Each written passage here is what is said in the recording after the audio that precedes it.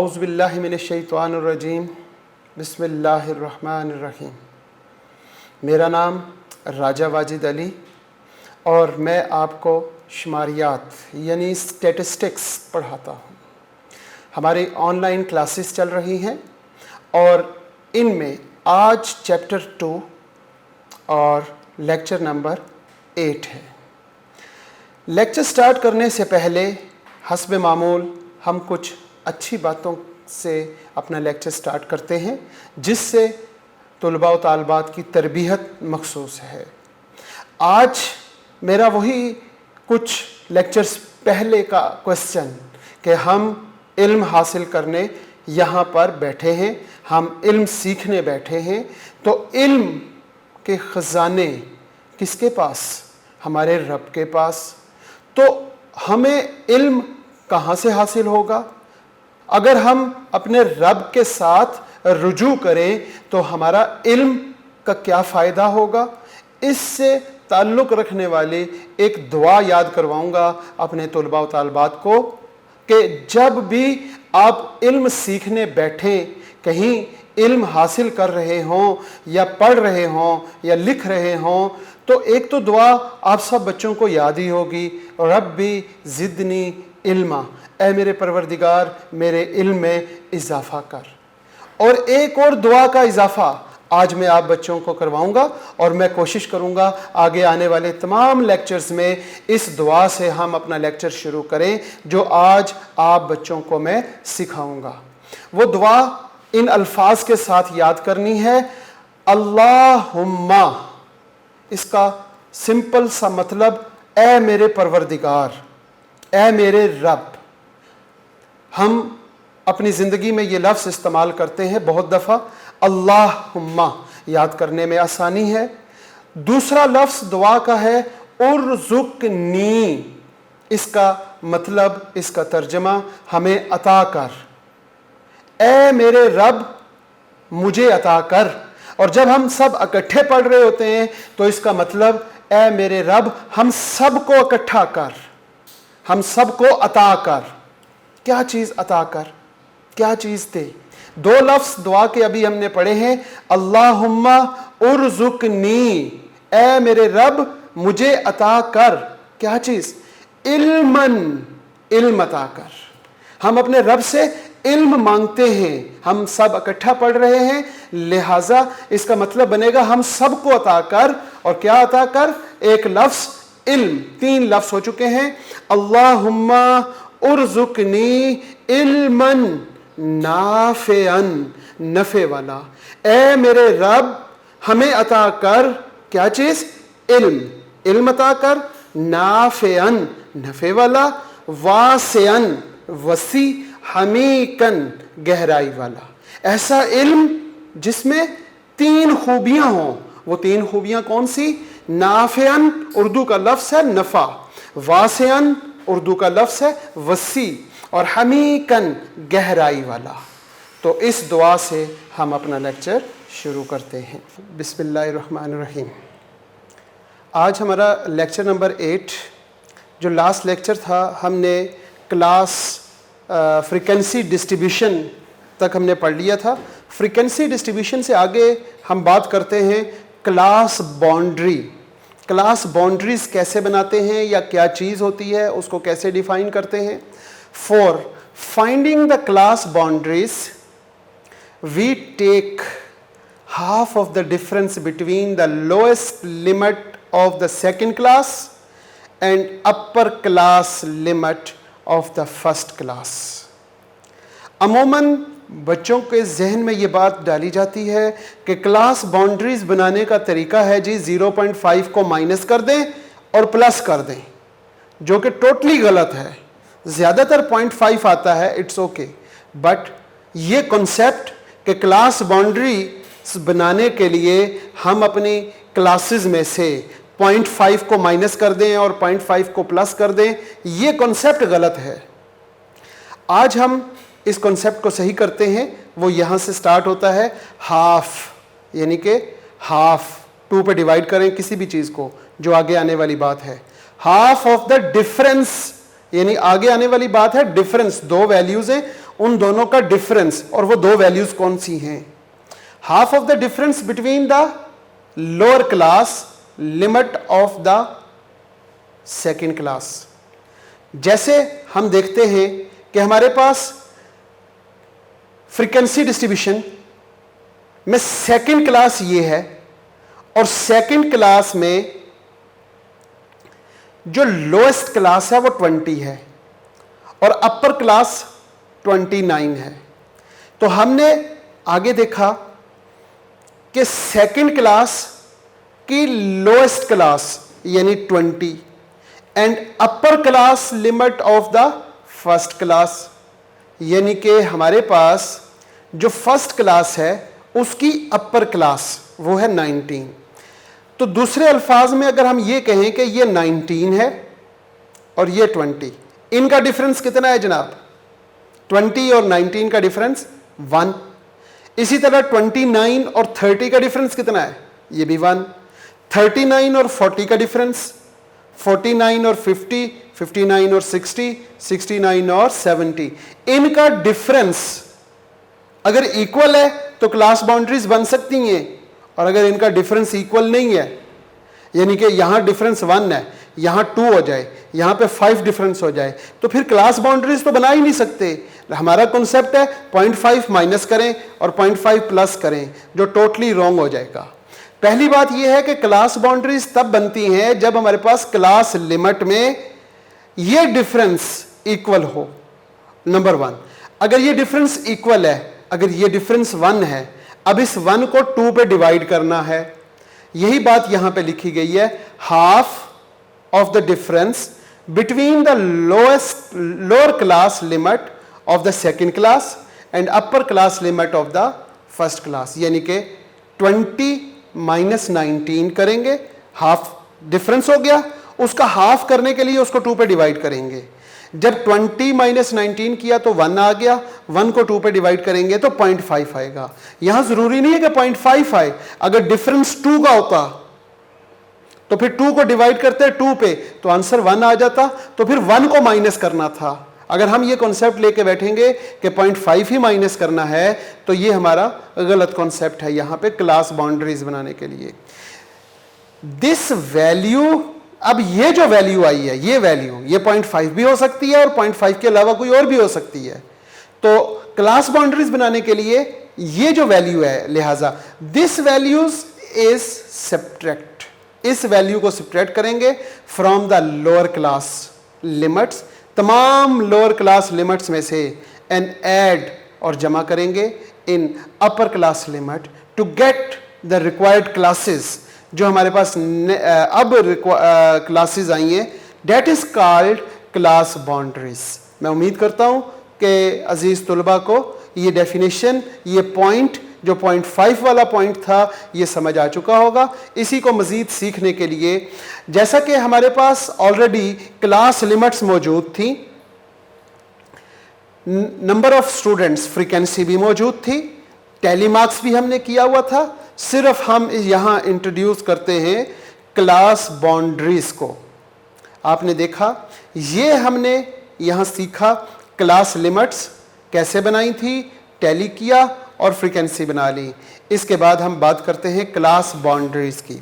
जैसे हमने डेफिनेशन में भी इसी एग्जाम्पल को बहुत अच्छे तरीके से सीखने की कोशिश की कि 19 और 20 का डिफरेंस 1 है, 29 और 30 का डिफरेंस भी 1 है, और इस तरह तमाम डिफरेंस इक्वल टू 1। 1 का जब हम हाफ करते हैं 1/2 इक्वल्स टू 0.5, 0.5 इन तमाम वैल्यूज में से माइनस करेंगे, 10 माइनस 0.5 9.5, 20 माइनस 0.5 19.5, 30 माइनस 0.5 तो 29.5, तमाम वैल्यूज में से माइनस कर दिया और जो अपर क्लासेस थी इनमें प्लस कर दिया, तो ये हमारे पास क्लास बाउंड्रीज बन गई। क्लास बाउंड्रीज की पहचान क्या होती है कि जो फर्स्ट क्लास की अपर क्लास होती है और सेकंड क्लास की लोअर क्लास, ये दोनों इक्वल हो जाती हैं, इनका डिफरेंस 0 हो जाता है। जब इनका डिफरेंस 0 हो जाएगा तो ये क्लास बाउंड्रीज बन जाएंगी। रिलेटिव फ्रीक्वेंसी को क्योंकि हम पहले भी पढ़ चुके हैं डेफिनेशन, वो यही डेफिनेशन थी, the relative frequency for a particular class, किसी भी एक पर्टिकुलर क्लास की जो फ्रीक्वेंसी है उसको क्या करेंगे, equal to the class frequency, जो क्लास फ्रीक्वेंसी है उसको डिवाइड कर देंगे किस पर, टोटल नंबर ऑफ ऑब्जर्वेशन पर। और relative frequency is always called proportionals and probability, or it is also called probabilities of classes. Example, ये हमारे पास क्या है, क्लास लिमिट, जो ऑलरेडी हमने एक डेटा, जो 50 स्टूडेंट्स थे हमारे पास, नंबर ऑफ स्टूडेंट्स 50 थे, हमने अपनी क्लास में 50 स्टूडेंट्स का इम्तिहान लिया और इम्तिहान लेने के बाद जब हमने उनके मार्क्स देखे, उन मार्क्स को अरेंज किया, अरेंज करने के बाद हमने उनको फ्रीक्वेंसी डिस्ट्रीब्यूशन में बना लिया था। फ्रीक्वेंसी डिस्ट्रीब्यूशन कैसे बनाई थी, 10 और 19 ऐसे बच्चे क्लास में कितने हैं जिनके मार्क्स 10 से 19 तक हैं, तो वो 2 बच्चे थे।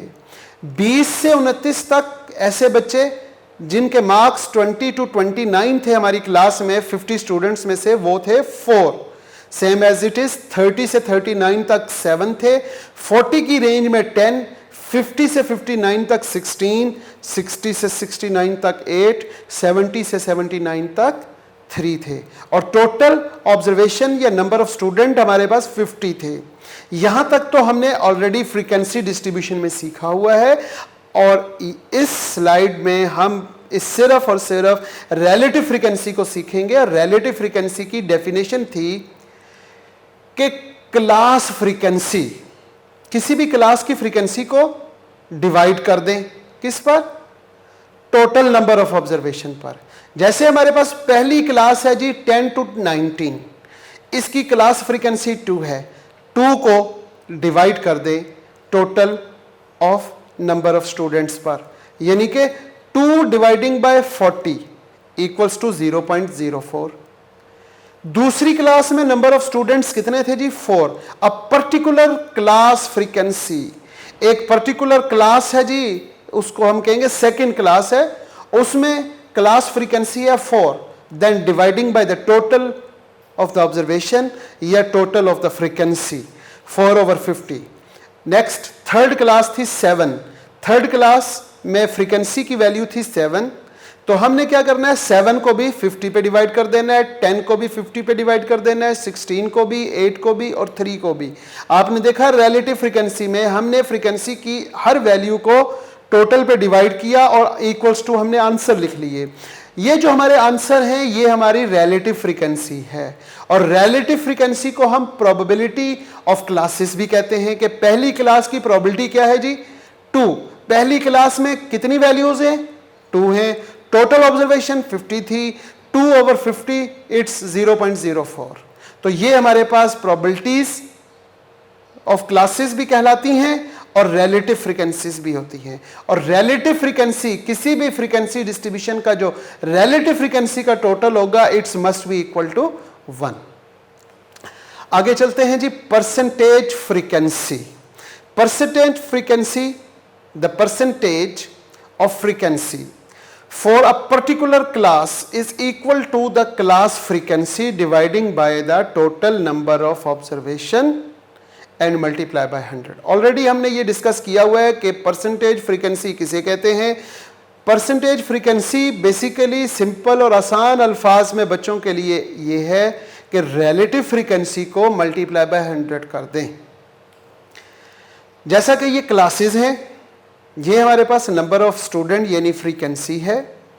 अब पहली वैल्यू है 2, 2 को डिवाइड करेंगे 50 पे तो रिलेटिव फ्रीक्वेंसी बनेगी, और रिलेटिव फ्रीक्वेंसी को मल्टीप्लाई बाय 100 कर देंगे तो ये बन जाएगी परसेंटेज फ्रीक्वेंसी। यहाँ पे गलती से रिलेटिव फ्रीक्वेंसी ही लिखा रह गया है, तो ये बच्चे यहाँ पर अपना करेक्शन कर लें कि यहाँ पे परसेंटेज लिखेंगे ना कि रिलेटिव। तो यहाँ पर हमने क्या लिखना है, परसेंटेज फ्रीक्वेंसी, यानी कि रिलेटिव फ्रीक्वेंसी कैसे बनती है, 2 को डिवाइड करेंगे 50 पे तो रिलेटिव फ्रीक्वेंसी, मल्टीप्लाई बाय 100 कर देंगे तो परसेंटेज फ्रीक्वेंसी बन जाएगी। और सेम एज इट इज ये तमाम परसेंटेज फ्रीक्वेंसीज बनाने के बाद जब हम इनका सम अप करेंगे तो हमारे पास ये इसका सम 100 होगा। परसेंटेज फ्रीक्वेंसी का sum it's must be equal to 100। Cumulative frequency, relative frequency और परसेंटेज फ्रीक्वेंसी के बाद हम पढ़ते हैं cumulative frequency. The cumulative frequency is the sum of the frequency. Cumulative frequency क्या होती है जी? Sum of the frequency for the several consecutive classes of a frequency distribution. या फिर इसकी दूसरी डेफिनेशन हम ऑलरेडी पहले पढ़ चुके हैं, a cumulative frequency is the number of observation less than और equal to a given value of the variable. जनाब कॉम्युलेटिव फ्रीक्वेंसी वही एग्जांपल है, हमारे पास 50 स्टूडेंट थे, हमने क्योंकि उसकी फ्रीक्वेंसी डिस्ट्रीब्यूशन बना ली थी, हम उसी डिस्ट्रीब्यूशन को लेके आगे चल रहे हैं। हमारे पास मार्क्स थे और मार्क्स में हमने क्लास लिमिट्स बनाई थी 10 to 19 और हमारे पास 2 स्टूडेंट थे। जब हम कॉम्युलेटिव फ्रीक्वेंसी की बात करेंगे तो कॉम्युलेटिव फ्रीक्वेंसी में जो पहली वैल्यू फ्रीक्वेंसी की होगी वो एज इट इज लिख लेंगे और दूसरे क्लास की कॉम्युलेटिव फ्रीक्वेंसी कैसे बनेगी? जो पहली क्लास की फ्रीक्वेंसी थी उसको ही कॉम्युलेटिव फ्रीक्वेंसी बनाते हुए उसको नेक्स्ट इसमें प्लस कर देंगे। ये जो 2 है, जो पहली वैल्यू 2 है उसको 4 में प्लस करेंगे तो आंसर 6 आ जाएगा। अब 6 को आगे +7 करेंगे तो 13 आ जाएगा। 13 लाने का एक तरीका यह है कि 6 को 7 में प्लस कर दें, यानी कि जो सेकंड क्लास की कॉम्युलेटिव फ्रीक्वेंसी है और थर्ड क्लास की फ्रीक्वेंसी उसको ऐड कर लें पहली डेफिनेशन के मुताबिक। और दूसरी डेफिनेशन के मुताबिक अगर हम तीसरे नंबर की जो क्लास है उसकी कॉम्युलेटिव फ्रीक्वेंसी देखना चाहते हैं, जो हमने दूसरी डेफिनेशन बनाई थी वो ये थी कि 2 + 4 + 7 कितना हुआ? 13, तो वो 13 हो जाएगा। अभी हमने यहां पे कॉम्युलेटिव फ्रीक्वेंसी की 2 डेफिनेशन पढ़ी। एक डेफिनेशन ये है कि कंसेक्टिव क्लासेस के सेवरल फ्रीक्वेंसीज को सम करें और दूसरी डेफिनेशन ये है कि कॉम्युलेटिव फ्रीक्वेंसी किसे कहते हैं? Number of observation less than और इक्वल टू, यानी कि जहां पर आप मौजूद हैं वहां से वो और उससे लेस देन उन सब वैल्यूज को क्या करेंगे? उन सब नंबर्स को जमा कर लेंगे, नंबर ऑफ ऑब्जर्वेशंस, तो वो हमारे पास ये दूसरी डेफिनेशन के मुताबिक। जैसे हम बात करते हैं ये 10 है और ये हमारे पास कौन से नंबर की क्लास है? चौथे नंबर की क्लास, 4th नंबर क्लास यहां पर मौजूद है। तो पहली फ्रीक्वेंसी वैसे लिख लेंगे 2, उसको ऐड करेंगे नेक्स्ट फ्रीक्वेंसी में, तो 2 + 4 6 आ जाएगा। अब हम 6 को नेक्स्ट फ्रीक्वेंसी में ऐड करेंगे, 6 + 7 13, 13 + 10 23, 23 + 16 39, 39 + 8 47 और 47 + 3 50। ये है जी कॉम्युलेटिव फ्रीक्वेंसी बनाने का एक तरीका। और दूसरा तरीका क्या था? पहली वैल्यू वैसे लिख लेंगे, दूसरी वैल्यू में हम क्या करेंगे? पहली वैल्यू जमा कर देंगे, 4 में +2 करेंगे तो 6 आ जाएगा। जब तीसरी क्लास की कॉम्युलेटिव फ्रीक्वेंसी बनानी है तो तीसरी क्लास और तीसरी क्लास से पीछे सबको जमा करेंगे, यानी 7 + 4 और +2, 7 + 4 11 हो जाएगा। 11 में 2 प्लस ऐड करेंगे, 2 को ऐड करेंगे तो 13 हो जाएगा। तो 7 के सामने 13 लिख लेंगे। अब 10 के सामने कॉम्युलेटिव फ्रीक्वेंसी क्या होगी? एक तो तरीका है ऐड अप करते हुए और एक तरीका है 10 के सामने ये 23 कैसे आया? 23 लाने के लिए हम क्या करेंगे? 10 को 7 में प्लस करेंगे, 10 + 7 जो जवाब आएगा +4, फिर आगे +2, तो it's must be equal to 23। यानी कि जिस क्लास की कॉम्युलेटिव फ्रीक्वेंसी देखना चाहते हैं उस क्लास की वैल्यू, उस क्लास की फ्रीक्वेंसी और उससे पीछे तमाम फ्रीक्वेंसीज को प्लस कर दें तो उस क्लास के सामने की कॉम्युलेटिव फ्रीक्वेंसी आ जाएगी। ये 2 डेफिनेशंस थी और दोनों तरीकों से आपको कॉम्युलेटिव फ्रीक्वेंसी सिखाई गई है। कॉम्युलेटिव फ्रीक्वेंसी की 2 टाइप्स थी, हमने ऑलरेडी लास्ट लेक्चर में पढ़ा था। एक थी लेस देन कॉम्युलेटिव फ्रीक्वेंसी और एक थी मोर than cumulative frequency. Less than cumulative frequency की डेफिनेशन हम ऑलरेडी पढ़ चुके हैं, जो यहाँ पे दोबारा आपके लिए इस लेक्चर में भी आपके लिए यहाँ पे लिखी गई है।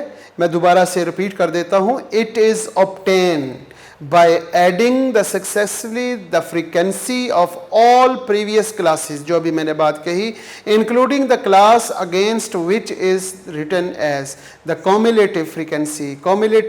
The cumulative is the start from the lowest to highest class. ये एक अहम पॉइंट है कि कॉम्युलेट जो लेस देन होती है या जो सिंपल इसको सिंपल कॉम्युलेटिव फ्रीक्वेंसी भी कहते हैं और कॉम्युलेटिव फ्रीक्वेंसी को लेस देन कॉम्युलेटिव फ्रीक्वेंसी भी कहते हैं। ये वही एग्जाम्पल है, लेकिन बनाने का तरीका थोड़ा सा चेंज है क्योंकि लफ्ज़ लेस देन का यूज़ हो रहा है। ये क्लासेस वही हैं आपके सामने, क्लास बाउंड्रीज बनानी पड़ेंगी। जब लेस देन और मोर देन की बात आएगी तो क्लास लिमिट से हमने काम नहीं चलाना, बल्कि हम क्या करेंगे, अगर सिर्फ कॉम्युलेटिव फ्रीक्वेंसी थी तो कॉम्युलेटिव फ्रीक्वेंसी हम क्लास लिमिट्स के साथ लिख सकते हैं, लेकिन जब लेस देन और मोर देन होगा तो क्लास बाउंड्रीज बनाएंगे। क्लास बाउंड्रीज हम ऑलरेडी डिस्कस कर चुके हैं कि इनका डिफरेंस डिवाइडिंग बाय 2, जो जवाब आए इन सब में से माइनस और इन सब में प्लस कर देंगे। क्लास बाउंड्रीज बन चुकी हैं और ये नंबर ऑफ क्लासेस भी हमारे पास ऑलरेडी 50 मौजूद हैं। लेस देन क्लास फ्रीक्वेंसी बनाने के लिए यहाँ पे 2 कॉलम बनाने पड़ेंगे। Number 1 marks, number 2 cumulative frequency. ये जो 2 कॉलम हैं ये लेस देन कॉम्युलेटिव फ्रीक्वेंसी को रिप्रेजेंट कर रहे हैं। ये हमारे पास पहले से डेटा गिवन था। हम यहाँ पे कहते हैं हमारे पास जो पहली क्लास बाउंड्री है वो 9.5 से 19.5 है। अगर हम बात करें कि 9.5 से पीछे हमारे पास कितनी वैल्यूज गिवन है, हमारे पास स्टूडेंट्स जो 50 स्टूडेंट्स हैं उनमें जो 9.5 से कम मार्क्स वाले हैं वो कितने। जब हमने डेटा को अरेंज किया था तो मिनिमम वैल्यू 12 थी, 9.5 से पहले तो कोई भी वैल्यू नहीं थी। लिहाजा लेस देन 9.5 से पहले 0 फ्रीक्वेंसी और 0 कॉम्युलेटिव फ्रीक्वेंसी होगी, क्योंकि हमारी वैल्यूज 12 से शुरू हुई थी और 9.5 से पहले कोई वैल्यू नहीं, तो लेस देन 9.5 वो है जी 0। यहां पे भी 19.5 है, यहां पे भी 19.5 है और 19.5 से आगे वाली वैल्यूज 4 हैं और 9.5 से पीछे वाली वैल्यूज 2 हैं। तो जो हमारे पास लेस देन के टेबल में वैल्यू सेकंड क्लास बनेगी वो बनती है लेस देन 19.5। ऐसे चलते हैं जनाब, 9.5 लेस देन, फिर 19.5 और फिर इस तरह चलते जाएंगे आखिरी लिमिट तक। यानी कि हमारे पास सबसे पहली वैल्यू 9.5 होगी, लेस देन 9.5, फिर लेस देन 19.5 और फिर इसके नीचे चलते जाएंगे। ये सारी अपर क्लासेस को यहाँ लिखेंगे। तो 19.5 से लेस देन कितनी वैल्यूज़ हैं?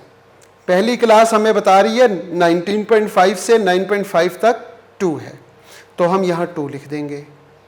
अब यहाँ पे नेक्स्ट है जी लेस देन 19.5। 19.5 यहाँ पर मौजूद है और 19.5 से लेस 19.5 भी है और 19.5 से लेस तमाम वैल्यूज़ मौजूद हैं। लिहाजा जब बात करेंगे 19.5 से लेस की तो हम क्या करेंगे, 4 को 2 में प्लस कर देंगे। तो 4 में 2 प्लस करें तो 6 आ जाएगा। तो डिसाइड ये हुआ कि 19.5 से लेस हमारे पास 6 ऑब्जर्वेशंस हैं। इसी तरह 39.5 से लेस देन वैल्यूज़ कितनी हैं, तो वही कॉम्युलेटिव फ्रीक्वेंसी का तरीका है, 7 + 4 + 3 13 आ जाएगा। अगर हम बात करें लेस देन 59.5, जब हम बात करेंगे लेस देन 59.5 तो वो कहाँ से शुरू होंगे, 59.5 की फ्रीक्वेंसी और उससे प्रीवियस फ्रीक्वेंसीज को ऐड कर लेंगे। या दूसरा तरीका ये है कि 0 को इसमें प्लस करेंगे, 0 को 2 में प्लस करेंगे तो नेक्स्ट आ जाएगा 2, 2 को 4 में प्लस करेंगे तो 6, 6 को 7 में प्लस करेंगे, वही कॉम्युलेटिव फ्रीक्वेंसी का तरीका। ये थी लेस देन कॉम्युलेटिव फ्रीक्वेंसी। इसमें इस कॉलम का इजाफा करते हैं, बाकी ये जो काम किया है ये कॉम्युलेटिव फ्रीक्वेंसी वाला ही है। आगे चलते हैं, मोर than cumulative frequency. More than cumulative frequency क्या होती है, ये हम लास्ट लेक्चर में पढ़ चुके हैं, यहाँ दोबारा आपको दिखाया जा रहा है। It is obtained by the finding the cumulative total frequency starting from the highest to the lowest class. आगे इसको हम टेबल से सीखते हैं। ये दोनों चीज़ें वैसी की वैसी, बल्कि ये फ्रीक्वेंसी भी वैसे ही है। यहाँ पे लिखेंगे 9.5, जैसे हमने लेस देन के लिए यहाँ से शुरू किया था, मोर देन के लिए भी यहाँ से शुरू करेंगे। 9.5 से आगे सारी वैल्यूज़ 9.5 और मोर, तो 9.5 और 19.5 तो 2 है, लेकिन और मोर में ये सारी वैल्यूज़ शामिल हो जाएंगी।